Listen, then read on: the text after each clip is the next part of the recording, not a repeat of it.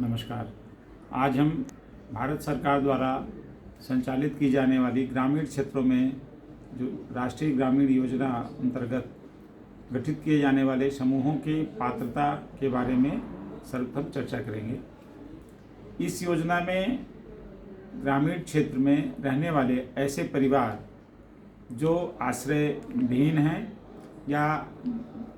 भीख मांग करके जीवन यापन करते हैं या वैधानिक रूप से मुक्त कराए गए बंधुआ मजदूर परिवार हैं या हाथ से मैला ढोने वाले परिवार हैं, उनको स्वतः जो है सम्मिलित किया जाता है। इसके अतिरिक्त ऐसे परिवारों को भी इस योजना में लाभान्वित किया जाता है जिनका शेख सूची में नाम है, किंतु उनके पास कोई कट करते हैं। इसके अतिरिक्त ऐसे परिवार जो ग्रामीण क्षेत्र में निवास करते हैं किंतु उनके पास कोई भी मोटर वाहन 2 पहिया या 3 पहिया या 4 पहिया का नहीं है, अथवा उनके पास कोई मोटराइज्ड कृषि यंत्र नहीं है जैसे ट्रैक्टर इत्यादि, और उनके ऐसे परिवार भी इसमें योजना में सम्मिलित किए जाते हैं जिनके यहाँ कोई सरकारी सेवा में नहीं है या उस परिवार की आमदनी 10,000 प्रति माह, या ऐसा कृषक परिवार जिसके पास 50,000 या उससे अधिक का किसान क्रेडिट कार्ड नहीं है, उनको प्राथमिकता के आधार पर इस योजना में सम्मिलित किया जाता है। इन ऐसे परिवारों में से जो महिलाएं इच्छुक हैं उनको मिला करके हम 10 या 10 से अधिकतम 15 महिलाओं को सम्मिलित करते हुए समूह का गठन किया जाता है। समूह के गठन के लिए कोई भी परिवार या कोई ग्राम पंचायत विकास खंड में खंड विकास अधिकारी अथवा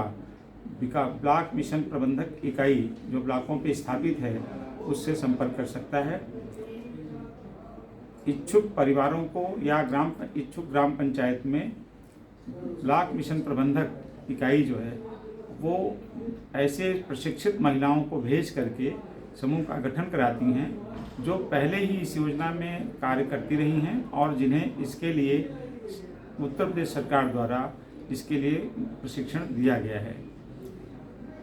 जो महिलाएं समूह गठन के लिए गांव में जाती हैं, सबसे पहले वो वहां पे निवास करती हैं और इच्छुक परिवारों और पात्र परिवारों का सर्वे करती हैं। सर्वे करने के उपरांत उनमें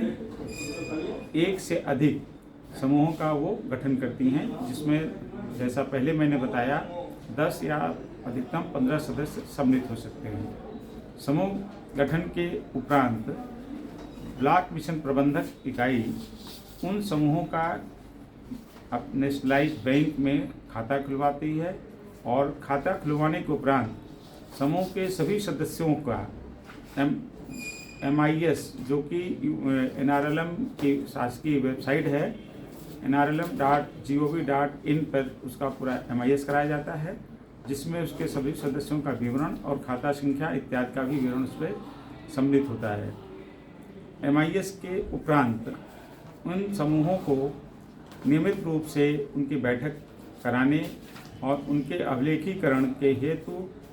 जो है उसका भी प्रशिक्षण दिया जाता है। जो समूह नियमित रूप से अपनी बचत करते हैं और समूह के सदस्य आपस में आंतरिक लेन देन करते हैं और नियमित बैठकें करते हैं, उन समूहों को हम 3 माह के उपरांत भारत सरकार उनके खाते में 15,000 रुपये की धनराशि रिवॉल्विंग फंड के रूप में अंतरित करती है। रिवॉल्विंग फंड प्राप्ति के उपरांत समूह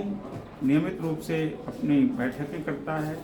और यदि वो आंतरिक लेन देन करता है और उसके सभी सदस्य ऋण की वापसी समय से अपनी समूह के बायलॉज की शर्तों के अनुसार करते हैं, तो उनको पुनः हम 6 माह के बाद उसकी ग्रेडिंग कराई जाती है। और ऐसे समूह जो ग्रेडिंग में A ग्रेड प्राप्त करते हैं उन्हें पुनः भारत सरकार